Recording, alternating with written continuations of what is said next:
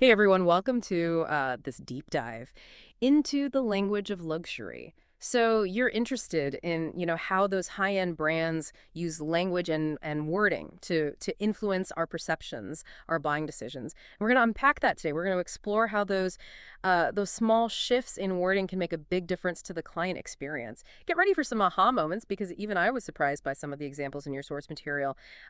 Ever notice how brands prefer to talk about investment instead of price? Or get into that and understand what makes those tactics so effective. You know what's fascinating is that luxury brands face a very unique challenge. They have to justify those premium price tags while also creating a sense of desire and exclusivity. And you know what? They've become masters at using language to achieve both. Okay, so let's dive right into that investment versus price example. Our source material from consumer behavior expert Paul Russell highlights this as a really powerful tactic. Why is that such a game changer? Well, it all comes down to a psychological principle called framing. By framing a purchase as an investment luxury brands, shift your focus from short-term cost to long-term value. Suddenly that hefty price tag seems more justifiable because you're not just buying a product, you're investing in something that will appreciate over time. So instead of feeling like I'm spending a lot of money, I'm being led to believe I'm making a smart, calculated decision. I can see how that would be appealing, especially for big ticket items. Exactly, and it plays on our desire for exclusivity. Luxury brands want you to feel like you're part of a select group, not just someone making an ordinary purchase. Speaking of exclusivity, another example from Russell that caught my eye was the use of acquiring instead of buying. It seems like a subtle difference, but does it really impact how we perceive a purchase? Absolutely. Think about it. Buying sounds transactional, almost mundane, but acquiring that implies something more special. You're not simply purchasing a product, you're adding a valuable piece to a collection. It makes you feel like a connoisseur, a discerning individual with refined taste. I'll admit I kind of love that feeling. I'm a bit of a bookworm, and there's nothing quite like finally acquiring that rare first edition for my collection. It's a perfect example. It's not just about the book itself, it's about the story, the hunt, the satisfaction of owning something unique. Luxury brands tap into that same psychology. So they're creating a narrative around the product, making it more than just a transaction. It's like they're selling a piece of their brand story, and we as consumers are buying into that story. You've hit the nail on the head. It's about creating an emotional connection. All this talk about acquiring and investing makes me think about the legal side of things. Contracts agreements, that doesn't sound very luxurious, does it? You're right, those terms can feel cold and impersonal. That's why many luxury brands prefer to talk about agreements rather than contracts. It softens the language and creates a sense of partnership. But couldn't some clients see this softer language as less transparent or even manipulative? That's a valid point, and it highlights the fine line luxury brands walk. They want to create a warm and welcoming atmosphere, but also maintain a sense of professionalism and clarity. Ultimately, it comes down to striking the right balance. It seems like luxury brands are constantly trying to balance these seemingly contradictory elements. Exclusivity and approachability, aspiration and familiarity, it's a delicate dance. It is. And their success hinges on understanding how to use language to navigate these complexities. This is all making me wonder about how brands use language to handle those inevitable moments when a client pushes back. You know those objections we all have when considering a big purchase? Ah, yes. Objection handling is a critical moment in the luxury client experience. Yeah. And you guessed it, language plays a crucial role here as well. So how do they turn a potential no into a yes using just their words? One powerful technique is to reframe objections as areas of concern. Interesting. Could you unpack that a bit more? How does that shift the dynamic of the interaction? By acknowledging a client's areas of concern, you immediately change the tone from confrontational to collaborative. Instead of arguing or dismissing their objections, you're inviting them to engage in a dialogue. It makes the client feel heard and understood, which is essential for building trust. It sounds like a much more respectful and empathetic approach Yeah, than just trying to shut down their concerns. precisely. It's about building a rapport with the client, not just closing a sale. Luxury brands understand that their clients are not just transactions, they're individuals with unique needs and desires. And by treating those clients with respect and understanding, they're more likely to foster loyalty and repeat business. Exactly. It's about building relationships that go beyond the individual purchase. So we've seen how simple word swaps like investment for price and agreement for contract can create a completely different feeling around a luxury purchase. And we've learned how reframing objections as areas of concern can lead to more positive client interactions. It's amazing how powerful these subtle shifts in language can be. It really is, and we've only just scratched the surface. There's so much more to uncover about how language shapes the world of luxury. Well, I'm already hooked. I can't wait to dive deeper. You've definitely piqued my curiosity. We've got plenty more to explore. So, for everyone listening, join us in part 2 of this deep dive where we'll continue to unravel the fascinating world of luxury language. Welcome back to our deep dive into the language of luxury. Last time we explored some specific examples of how luxury brands use clever word choices, to make us feel special and justify those premium prices. It's amazing how these brands manage to tap into our deepest desires using just, carefully crafted language. I'm curious to dig a little deeper into the psychology behind all this. We touched on the idea of exclusivity, but how exactly does language play a role in creating that sense of belonging, that luxury brands are so good at cultivating? Well, think about it. When a luxury brand uses phrases like investment or acquiring, they're subtly appealing to our desire for status and belonging. It's not just about the product itself, it's about how owning that product makes us feel about ourselves. So by using the right words, they're not just selling a product, they're selling a lifestyle, an image. Precisely, they're selling a sense of aspiration, a feeling of being part of something exclusive and desirable. And that's incredibly powerful. It sounds like they're tapping into our emotions rather than just our logic. Absolutely. Luxury is rarely a purely rational purchase. It's about the feeling, the experience, the story. You mentioned storytelling, and I remember that was a key point in our source material from Paul Russell. He argues that storytelling is crucial for creating emotional connections and building brand loyalty. What makes storytelling so effective in the context of luxury marketing? Storytelling allows luxury brands to move beyond simply listing features and benefits. Instead, they can weave narratives around their products. They can talk about the heritage, the craftsmanship, the inspiration behind the design. Can you give me an example of a brand that does this well? Absolutely. Take a brand like Patek Philippe, the luxury watchmaker. Their advertising often focuses on the legacy of their timepieces, emphasizing how they're meant to be passed down through generations.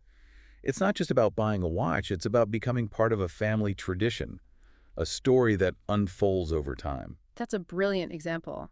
They're selling a piece of history, a connection to something larger than just the object itself. I can see how that would resonate with people who are looking for more than just a functional product. Exactly, and it's all about using language to create that emotional resonance. They're not just telling you what the watch does, they're telling you what it means. It makes me think about those beautifully crafted videos you see from luxury car brands. They're not just showcasing the car's performance, they're showing you a feeling, a lifestyle, and aspiration. You're not just buying a car, you're buying into a world of adventure, luxury, and freedom. You're absolutely right, and they do it masterfully. By using evocative language, stunning visuals, and compelling music to create an immersive experience that transports you to that world. All of this makes me think about another aspect of luxury branding that we haven't touched on yet, customer service. How does language play a role in shaping the luxury client experience when it comes to things like complaints or concerns? That's a crucial aspect of maintaining that luxurious feel. Remember how we talked about reframing objections as areas of concern? That same principle applies to customer service interactions. It's about going beyond simply resolving an issue. It's about making the client feel heard, understood, and valued. So it's not just about smoothing things over, it's about building a genuine rapport with the client. Precisely. Luxury brands understand that their clients are not just transactions. They're individuals with unique needs and desires. And by treating them with respect and understanding, they're more likely to foster loyalty and repeat business. It reminds me of something I read about the Ritz-Carlton hotel chain. Their employees are empowered to spend up to a certain amount to resolve guest issues without having to go through multiple layers of approval.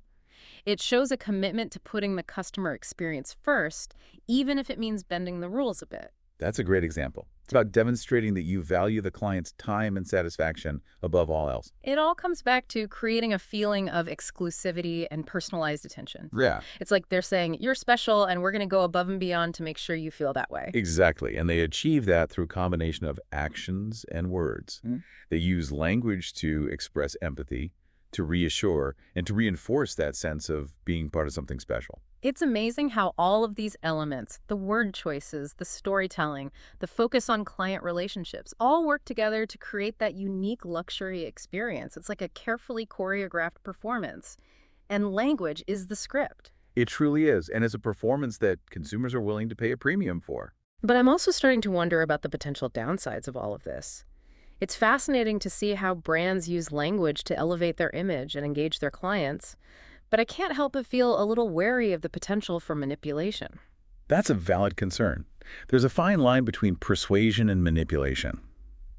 And as consumers, it's important to be aware of that line and to make our own judgments about the messages we're being bombarded with. Because while I'm enjoying this behind the scenes look at the language of luxury, I also want to make sure I'm not being swept away by the allure and missing some crucial details. You're right to be cautious, and that's something we'll explore further in the final part of our deep dive. I'm definitely ready to get into that. I'm feeling much more aware of the power of language now, but I also want to make sure I'm using that awareness to make informed decisions, not just get caught up in the hype. That's the key takeaway here.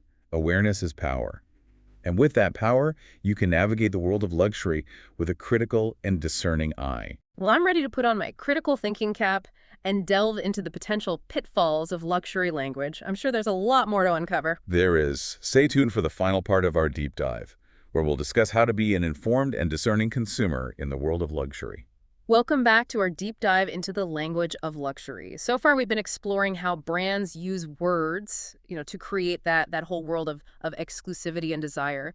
But now let's flip the script and get a little more critical. We've talked about how persuasive all this language can be, but where is the line between persuasion and manipulation? That's the million-dollar question, isn't it? The mastery of language in luxury marketing, while impressive, can also be used to obscure certain realities. You're saying there's a potential downside to all this talk of investment and acquiring. Like, what am I not seeing because I'm caught up in the fancy words? It's a valid concern. Luxury brands often emphasize the emotional and experiential aspects, which is part of their allure, but that can sometimes come at the expense of transparency. They might not be as upfront about things like sourcing production practices or even the true value of what you're buying. So while I'm busy imagining myself joining this elite club, I might be overlooking some crucial details about the product itself. Exactly. The allure of the narrative can sometimes distract from practical considerations. That makes me think about sustainability. Luxury often goes hand in hand with rare materials' intricate processes. Makes me wonder about the environmental cost of all of this. You've hit on a key point. The language of luxury can sometimes be used to gloss over these concerns. The focus is on the beauty, the craftsmanship, the heritage of the final product. But what about the impact of getting it to that point? Sounds like a bit of a buyer beware situation. So how do I, as a consumer, navigate this world without being naive? How can I enjoy the experience but also be a savvy shopper? The key is to be an informed consumer. Don't be afraid to ask questions. Go beyond the carefully crafted sales pitch. Do your own research. Look into the brand's practices. Consider the entire life cycle of the product, from sourcing to production to disposal. So enjoy the story, but don't let it completely sweep you away. Stay grounded. Be a critical listener, like I am with your insights. That's a valuable skill in any area of life. Remember, luxury should be about making conscious, considered choices, not just succumbing to impulsive desires. This deep dive has really opened my eyes. I'm looking at my favorite brands and even my own shopping habits in a whole new light. I feel like I've unlocked a secret code. And with that knowledge comes power. The power to make more informed choices, to appreciate the artistry of luxury without being completely swayed by it. It's like learning a new language. Once you understand the rules, you can appreciate the beauty of it while also being aware of its potential pitfalls. Exactly, and ultimately that allows you to enjoy the world of luxury on your own terms. You get to decide what truly matters to you and make choices that align with your values. So, to everyone listening, we hope this deep dive has been as insightful for you as it has been for us. Remember, the next time you're tempted by that luxury purchase, take a moment to consider the language being used.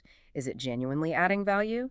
Or is it subtly shaping your perceptions? The power is in your hands. Enjoy the experience, but stay informed. Make choices that align with your own values. We'll leave you with that thought-provoking note. Until next time, keep exploring, keep questioning, and keep diving deep.